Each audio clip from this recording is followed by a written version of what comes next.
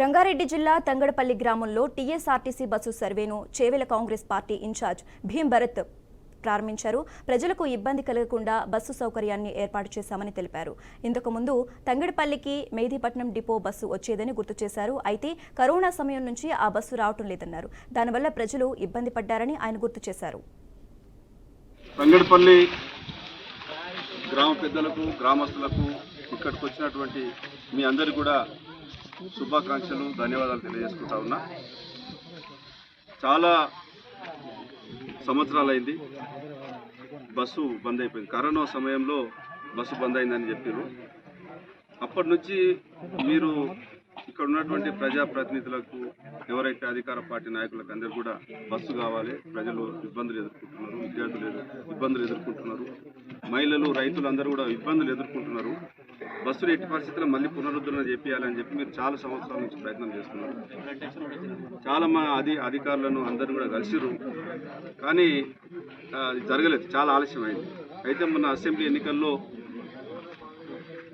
మేము ఈ గ్రామానికి వచ్చినప్పుడు ఇక్కడ గ్రామస్తులు అక్కలు అందరూ కూడా చెప్పారు, తంగడపల్లికి బస్సు వచ్చేది, కరోనా వచ్చిన తర్వాత బంద్ అయ్యింది, దయచేసి బస్సు వేపియాలి అని చెప్పారు.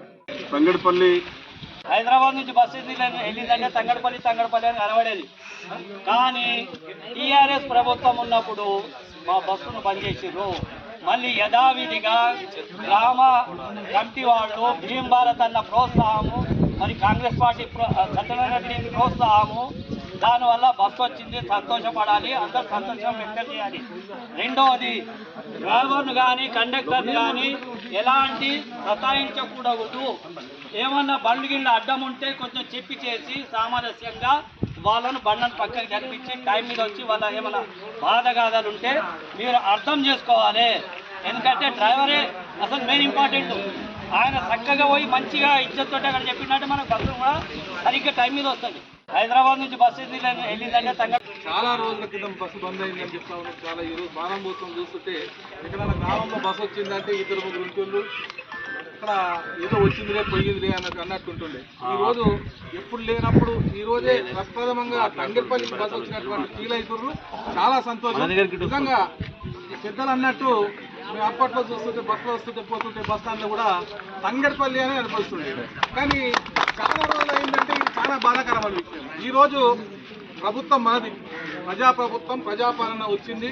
ఈరోజు మీకు అందరికీ కూడా సౌకర్యవంతంగా ఉంటుంది. ఆర్టీసీలో ఒక ఉంటుంది, బస్సు మనం ఆర్టీసీని కాపాడాలి మనందరిదని. అదేవిధంగా కూడా కొన్ని ఇబ్బందులు వస్తూ ఉంటాయి. బస్సు మంచిగా నడవాలంటే ఈ ఆటోలు రాకుండా చూసుకోవాలి. ఆటోలు రాకుండా చూసుకునే బాధ్యత ఆటో వాళ్ళు కూడా మనోళ్ళే, కానీ బస్సు కూడా మనదే. సో ఆటోలలో మగపిల్లలు లెక్క కిరాయి, కానీ ఆడవాళ్ళకి మనోళ్ళకి మహిళలకు అందరికీ కూడా ఉచితంగా ఉంది. కాబట్టి బస్సును కాపాడు.